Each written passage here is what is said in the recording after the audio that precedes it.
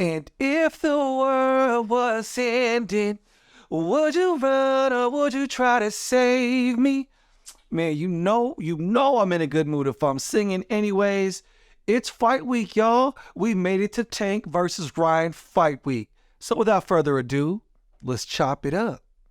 Hey, hear him. Down goes Frazier. Down goes Frazier. Hey, what's up with it, fam? It's Hot Boxing Minute, your favorite pharmaceutical engineer, turned boxing analyst, back at you with that uncut realness. Probably the most heavily anticipated fight of the year. Tank versus Ryan. Take that with a grain of salt. But anyways, hit that like button if you haven't already done so. I got to remind people that. Hit follow if you haven't already done so. Tank versus Ryan.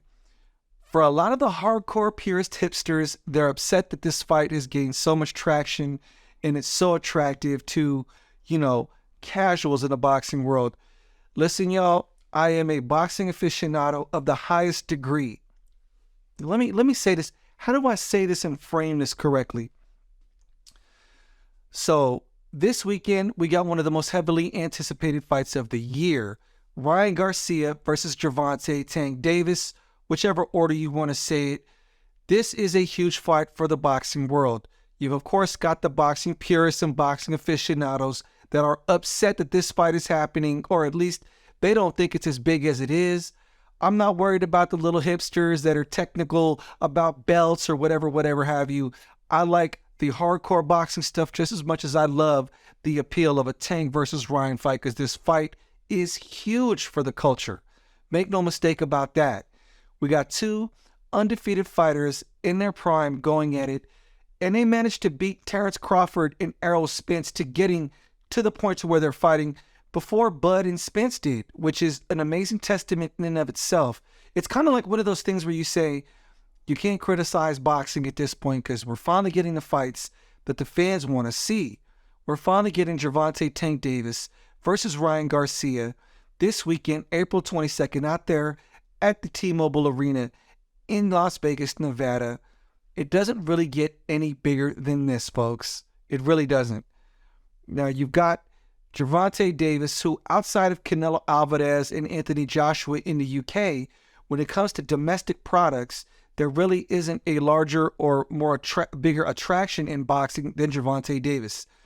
He's selling, 150,000, 200,000, 300,000 pay-per-views for his events. Incrementally, he's getting bigger depending on the fights in his opponent, but regardless of their pay-per-view events, he's breaking gate records wherever he hosts his events at. And he's fighting Ryan Garcia. Now, Ryan Garcia, whether or not you want to acknowledge him or not, is an elite level 135 fighter, or at least by most people seen as having an elite skill set, if not faulted for being relatively unproven.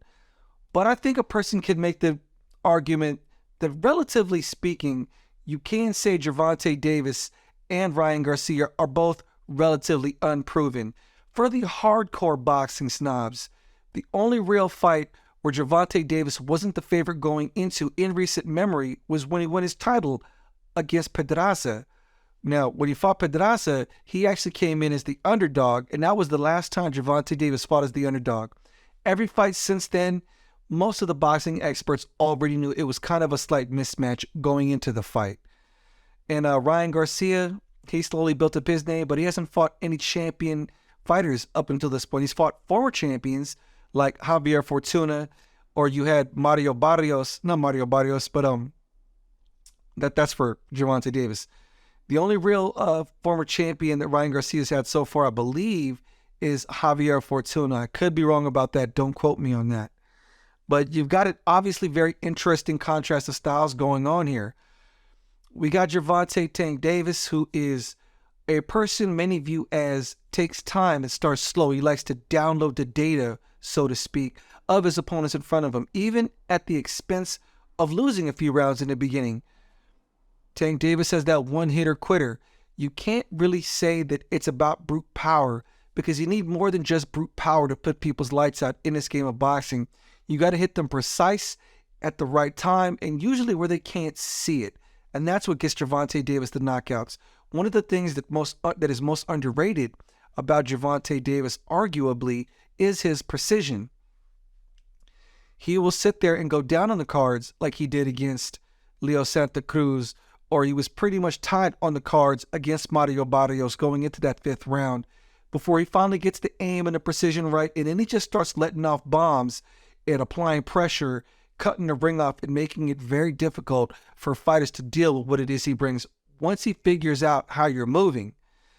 And then we got Ryan Garcia, who's kind of a straightforward pressure fighter, very, very quick check hook, very quick hook, period. A nice, good, solid right cross, a decent jab. Some view him as flat-footed. Ryan sticks his chin out. So let's just do a quick breakdown of both of these fighters in this build-up to this monumental fight. One of the first physical differences between Gervonta Davis and Ryan Garcia that stands out is the height difference. Ryan Garcia is roughly 5'11". Most of Gervonta Davis's opponents have not been as tall as Ryan Garcia. You had Hector Luis Garcia, who was 5'9". Rolly was only 5'8". Isaac Cruz was 5'4". Then, of course, you got Mario Barrios. He was 6 feet tall. So, will the height difference between Ryan Garcia and Gervonta Davis play a factor in this fight? You tell me.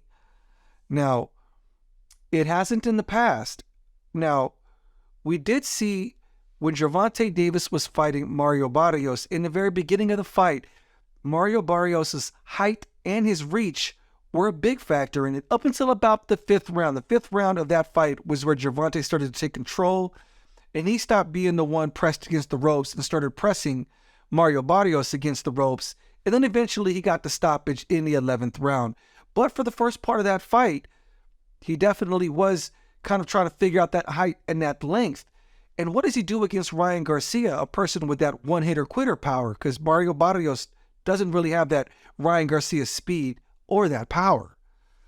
And we've seen, when it comes to Ryan Garcia, we've seen him overcome, let's talk about overcoming adversity. But anyways, we talked about the height thing. Will it play a factor? As far as their speed and their power, you know, we've got Gervonta Davis.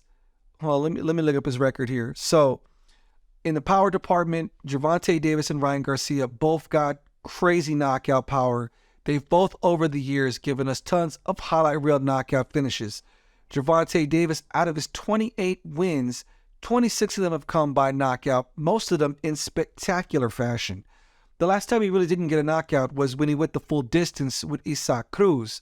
But other than that, Tank Davis clearly has power. He loves that right hand and he loves the uppercut, which is in contrast to Ryan Garcia, who likes to use that hook, that crazy super fast hook to knock people out. But we've seen Gervonta Davis overcome adversity, and we've seen Ryan Garcia overcome adversity. So overcoming adversity is really let me frame this. Framing it is always a difficult thing for me, but overcoming adversity is definitely a trait you don't want to underestimate, specifically in the case of Ryan Garcia and Gervonta Davis. So Tank and Ryan have both been in situations where they had to overcome adversity. Like for Gervonta Davis, the height and the length of Mario Barrios, or even when he fought Isaac Cruz with a broken hand and still managed to get the win, he managed to figure out the height of Mario Barrios. That was him overcoming adversity. Now, Ryan Garcia, he got knocked down early in that fight against Luke Campbell, got back up, bit down on his gum shield, and ended up getting Luke Campbell out of there with that famous body shot hook stoppage. They've both overcome adversity and both shown that they're not going to give up without a whole lot of effort. Truth be told, we've never seen either of them give up. So it should be interesting because apparently on paper, they both got some dog in them. Gervonta Davis, I think one of the biggest flaws to Gervonta Davis' approach is that he has to take time to download his opponent's information. It's not like Mike Tyson, where Mike Tyson will come straight out the gate doing, the peekaboo style and really pressure and break down his opponents. Gervonta takes time to analyze his opponent's movements, and this can cost him the early rounds.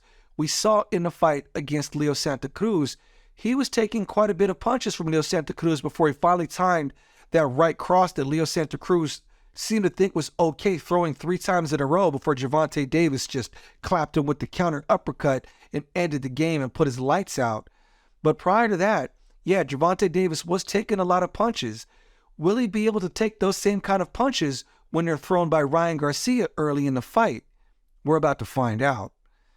And there was obviously a little bit of adversity in the fight against Mario Barrios.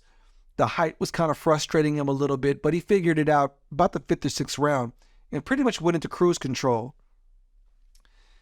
Arguably the most famous overcoming adversity moment for Ryan Garcia was the Luke Campbell fight, and you need to really accept that as a great moment to test what Ryan Garcia's worth was. He got dropped. A lot of fighters will collapse under the pressure of that moment and end up getting taken out, but Luke Campbell didn't seize the moment. Ryan Garcia proved he got some dog in him, and then he ended up getting the knockout of Luke Campbell, and we all know the rest of that is history. Luke Campbell, if I'm not mistaken, is retired, and now we're here on the week of Ryan Garcia versus Gervonta Davis. They've both overcome adversity. Ryan Garcia's probably biggest flaw is that people accuse him of keeping his chin in the air. Outside of that one incident involving Luke Campbell, nobody's really been able to clip his chin since. And he's shown that shorter fighters like Javier Fortuna can get knocked out really easily coming inside and trying to close the distance. Will Gervonta Davis get clipped coming in, closing the distance against Ryan Garcia? Maybe he will, maybe he won't. It's a very interesting proposition, these two fighters. Both have huge fan bases. I would argue to say Gervonta Davis probably has a larger fan base than Ryan Garcia. But regardless, both their fan bases are going to meet. This event sold out in like an hour. I don't know. I tried to get tickets to the event on the pre-sale and the day of the tickets getting released, and I had no such luck, y'all. I could not get a ticket to save my life. I decided to conserve my resources and set up going out there to Jalisco, Mexico for Canelo's event, which is the following week. But let's not take away from what's going on with Gervonta Davis and Ryan Garcia. This event is gigantic. It's going to be at the T-Mobile Arena. I don't know who the undercard fighters are going to be per se. Actually, I do. And none of them are of significant consequence. No offense, but we got on the undercard, we got Dave Morrell versus Sena Agbeko. And if I'm not mistaken, Sena Agbeko might have pulled out, but don't quote me on that. We got Beck the Bully versus Gabe Rosado, and then Elijah Garcia against Kevin Zambrano. And I'm sure they're going to have some, untelevised fights for that event, but this is definitely a big deal, folks. We got Gervonta Davis, a.k.a. Tank, representing Baltimore, and then we've got Ryan Garcia, Victorville, California's finest. This is such a phenomenal fight. There's so much on the line with this fight between Ryan Garcia and Tank. No, it's not for a title. Devin the Dream Haney is the undisputed champ at 135, but what is at stake here is how marketable is social media followings? How marketable is social clout? We're about to find out when we get the pay-per-view numbers back from this event, because although it isn't a title fight, the hype around it is immense, and it's not something you can easily ignore. So it's kind of, despite being a big fight, it's also a social experiment as to this new era of boxing where all the promotion is pretty much done online on social media. So we'll see what it is. Hopefully the numbers come out good. I'm hoping that when it comes to Tank versus Ryan Garcia, we do at least 700,000 pay-per-view units in this era of streaming. That would be amazing. If it did over 1 million, even better. I'm never going to be one of those people that knocks pay-per-view numbers being high or too low. I want to see pay-per-view numbers at any event be as high as possible, because at the very least, it's kind of a benchmark for the health of the sport, in theory, based on where it's at. And hopefully this one does really good numbers. Yeah, so there it is, folks. Tank versus Ryan Garcia. How do I think the fight plays out? That's the trickiest part and the hardest part to answer. This is a very interesting fight. And I'm going to be honest, y'all. I'm going to be honest. In my head, I have to rely on what we've already seen as far as performances from both of these fighters. This is not Gervonta Davis's first big pressure pay-per-view event. this is for Ryan Garcia. So the pressure is on Ryan Garcia's shoulders. He's never really been on a stage this big as far as in his fighting career, whereas Tank Gervonta Davis has. So using my analytical brain, I would have to say that I think Gervonta Davis wins by late stoppage, just like all of his other fights before this one, to be honest. I do see Ryan Garcia having early success, but let me say this. Although in my head I can kind of see Gervonta Davis getting the knockout, in my heart, I want Ryan Garcia to knock Tank out early. Only because I want to see the online world burn. I want to see Twitter, online boxing Twitter go up in smoke. I want to see the YouTube boxing comment sections have a meltdown. If Ryan Garcia wins, it would piss off so many people. I don't know why people don't like that kid, Ryan Garcia. He's a young kid. He's popular on social media, but I don't believe that warrants the amount of backlash and the amount of negative hate that he receives online, because he really hasn't done anything remotely controversial. He's never really, caught a case. He wasn't caught on camera snatching a chick up by her neck or anything crazy like that. But a lot of people don't like Ryan Garcia, so I would love to see him win just for the sheer sake of seeing social media have a meltdown. But I'm pretty sure this fight is going to be Gervonta Davis's to lose, unless Gervonta Davis just slacks on his max and then comes in wild and gets dropped by one of those crazy hooks from Ryan Garcia, because Ryan Garcia and Gervonta Davis are both great finishers. If they smell blood in the water, they're both going to go for the kill. So both of them better be on their P's and Q's in this game. Anyways, boxing community, for those of you that are going to be watching, Ryan Garcia versus Gervonta Davis, how do you think that fight plays out? Let me know in the comment section. Hit that like button if you haven't already done so. This is Hot Boxing Minute, folks. The future of boxing analysis on YouTube and TikTok. Peace.